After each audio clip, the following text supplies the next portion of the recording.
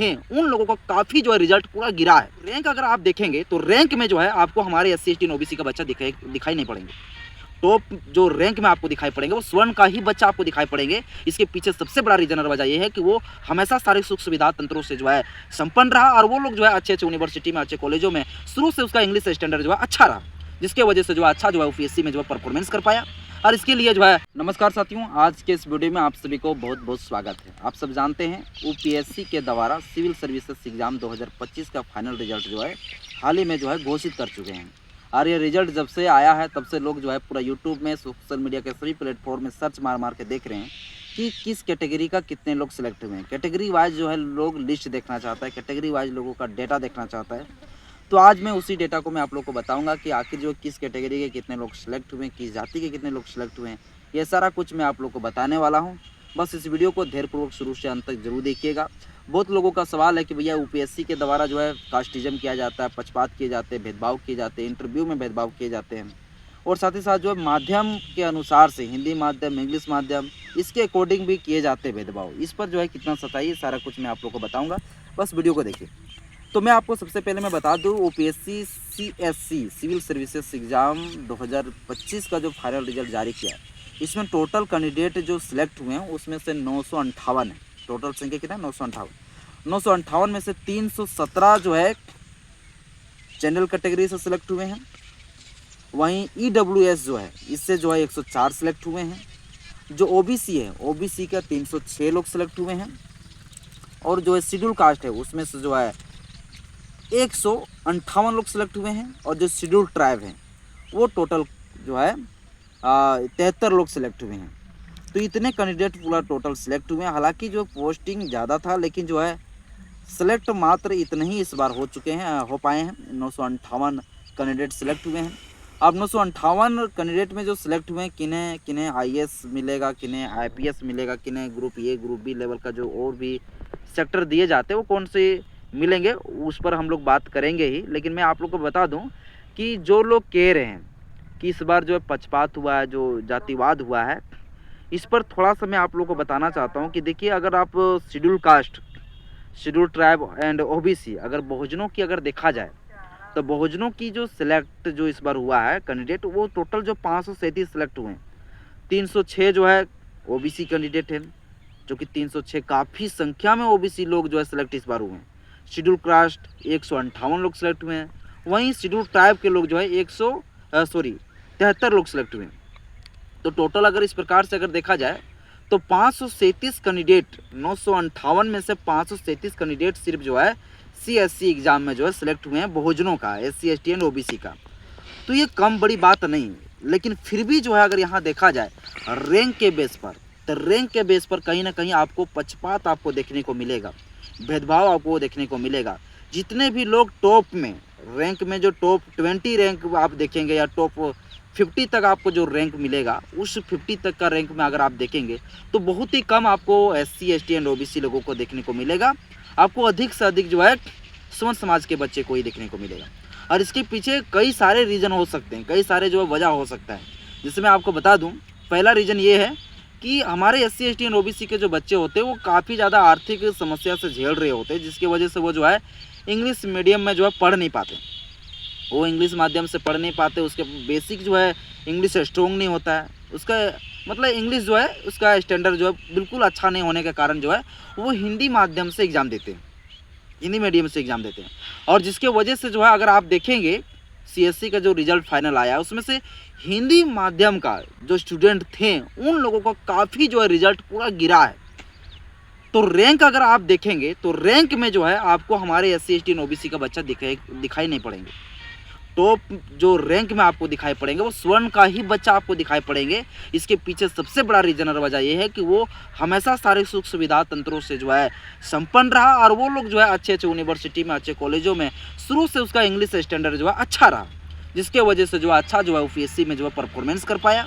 और इसके लिए जो है उसका टॉप रैंक आया। और UPSC के द्वारा जो है अगर माध्यम के माध्यम से अगर बोला जाए, मीडियम के माध्यम से अगर बोला जाए, तो इंग्लिश और हिंदी मीडियम में अगर देखा जाए तो दोनों में भेदभाव जरूर किया जाता है। इंग्लिश माध्यम लोगों को जो है ज़्यादा सीनियरिटी नहीं दिए जाते हैं, उनको ज़्यादा वैल्यू नहीं समझा जाता है, उन्हें ज़्यादा जो है क्रेडिट नहीं दिया जाता, बल्कि जितना इंग्लिश वाले को दिए जाते हैं। यानी कि इंग्लिश वाले जो स्टूडेंट हैं उनको ज़्यादा नंबर दिए जाते हैं, उन्हें ज़्यादा जो है सिलेक्शन उनको होते हैं, और जो हिंदी माध्यम के जो लोग होते हैं उनका सिलेक्शन बहुत ही कम मात्रा में देखने को मिलता है। और रिजल्ट इस बार जो आया है उसमें भी आप देख सकते हैं कि हिंदी माध्यम के लोगों को कितने लोग जो है टॉप 20 में आते हैं। तो सिर्फ जो है एक ही रविराज शायद नाम है, वो जो दिव्यांग है वो सिर्फ जो है हिंदी माध्यम से टॉप किए हैं, बाकी बात जो कहीं भी आप नहीं देख सकते कि भैया कोई टॉप किए हैं। और SC ST OBC के लोग जो अधिकतर जो है आपको जो है हिंदी माध्यम से ही एग्ज़ाम देते हैं, तो वो लोग जो है उसका रैंक काफ़ी नीचे गिरा हुआ दिखेगा, लेकिन सिलेक्ट हुआ है, इसमें आपको मानना पड़ेगा कि सिलेक्ट हुआ है। लेकिन फिर मैं एक चीज़ यहाँ बताना चाहता हूँ कि देखिए, फिर भी जो है हमारे देश के अंदर सभी सरकारी तंत्रों में, बड़े बड़े तंत्रों में जो है स्वर्ण समाज के लोग ही कब्जा कर रहे हैं, इस चीज़ को मानना पड़ेगा। इस बात को इसलिए मैं कह रहा हूँ क्योंकि 537 कैंडिडेट जो सिलेक्ट हुए हैं उसमें SC ST OBC लोग मिलाकर है 3 लोग, लेकिन स्वर्ण समाज के लोग को अगर देखा जाए तो आप देख लीजिए जनरल कैटेगरी में कितने लोग आते हैं।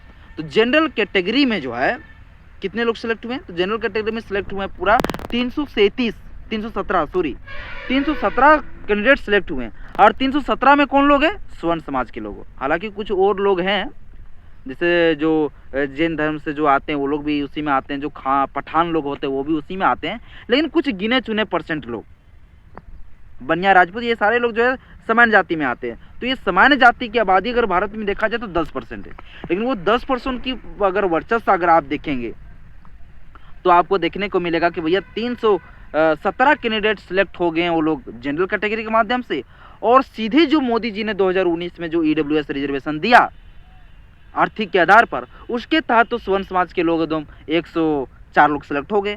तो 317 प्लस 104 आप कर लीजिए कितना होता है, इतना कैंडिडेट सीधे स्वर्ण समाज के, सामान्य जाति के लोग सिलेक्ट हुए हैं, यानी 400 से प्लस 450 लगभग इतने सारे लोग सिलेक्ट हुए हैं जनरल कैटेगरी का, जिसकी आबादी देश में कितना परसेंट हो, 15%, लेकिन जिसकी आबादी देश में 85% हो, उसके सिलेक्ट अगर देखा जाए उस रेशियो से, उस अनुपात से अगर देखा जाए तो आपको SC ST OBC लोगों का जो है सिलेक्ट इस बार कम ही आपको देखने को मिलेगा। लेकिन फिर भी कई पिछले वर्ष जो सिलेक्ट हुए थे SC ST OBC उससे कहीं ना कहीं बेहतर हुआ है, रिजल्ट कम नहीं है, लेकिन फिर भी जो है थोड़ा सा बात तो ये होता है कि भैया जिसकी जितनी संख्या है उसकी उतनी हिस्सेदारी होनी चाहिए, वो तो दिखाई तो नहीं पड़ रहे। स्वर्ण समाज के लोगों को पहले तो 104% रिजर्व कर दिया समान जाति के लोगों को, और फिर जनरल कैटेगरी में उन लोगों को डाल दिया 317। तो टोटल इतना सारे लोग जो है स्वर्ण समाज के लोग हैं, जिसकी आबादी भारत में बहुत ही कम है, और SC ST OBC को मिलाकर 537 बहुत बड़ा नहीं है। लेकिन सबसे बड़ी जो भेदभाव, जो पक्षपात वाली देखा जाता है, वो इंटरव्यू में देखे जाते हैं। अगर आप देख लीजिए 1950 में जब रिजल्ट CSE के आए थे, UPSC के द्वारा जब जारी किए गए थे, तो उस समय जो हमारे जो दलित समाज के कुछ दास था, उसका नाम मैं भूल जा रहा हूँ, वो दास जो टॉप किए थे, और उस दास जो टॉप किए थे उस मैं आपको लगा दूंगा स्क्रीन में, आप लोग देख लीजिएगा, वो क्या नाम था मैं भूल जा रहा हूँ, वो दलित से थे और वो टॉप किए थे। लेकिन उसे जो है टॉप करने के बावजूद भी जो है उसी इंटरव्यू में जो है मात्र 110 नंबर दिए गए थे, जो कि सारे स्वर्ण समाज के लोगों को 230, 240, 250 इस तरह से नंबर दिए गए थे, 217, 218 इस तरह से नंबर दिए गए थे। लेकिन एक दलित होने की वजह से उसे झेलना पड़ा था इंटरव्यू में, जो कि वो अच्छा परफॉर्मेंस किए हुए थे मेंस एग्जाम में, रिटन एग्जाम में, लेकिन फिर भी जो है उसे सिर्फ इंटरव्यू में कम नंबर दिए गए, जिसकी वजह से उसका रैंक कम हो गया था। लेकिन वो टॉप थे, 48 से उसका रैंक था उस समय 1950 की। तो सदियों से देखा जा रहा है कि भैया जाति के आधार पर जो कास्टिज्म किए जाते हैं, पक्षपात किए जाते हैं, भेदभाव किए जाते हैं, तो इंटरव्यू में भेदभाव होता है, और ये सारे लोग भी मान रहा है, और अखबारों में भी ये सारी चीज़ें छपता है। ये मैं नहीं कह रहा हूँ, मैं कोई मीडिया वाला नहीं हूँ, मैं जो सुर्खियों में जो सारी चीज़ें न्यूज़ खबरों के द्वारा पता चलता है, मैं इस चीज़ को मैं आपको बता रहा हूँ। बाबा साथियों, जो कैटेगरी वाइज रिजल्ट आया, कैटेगरी वाइज रिजल्ट को मैं आप लोग को बताया। नेक्स्ट जो मेरा वीडियो होगा उस वीडियो में आप लोग को बताएंगे कि आखिर जो है किस जाति का कितने लोग, किस कैटेगरी का कितने लोग जो है IAS, IPS, IFS में सेलेक्ट हुए हैं। ये सारे डेटा आप लोग को बताऊंगा। बस आज के इस वीडियो में इतना ही। जय भीम, जय संविधान, जय विज्ञान, जोहार।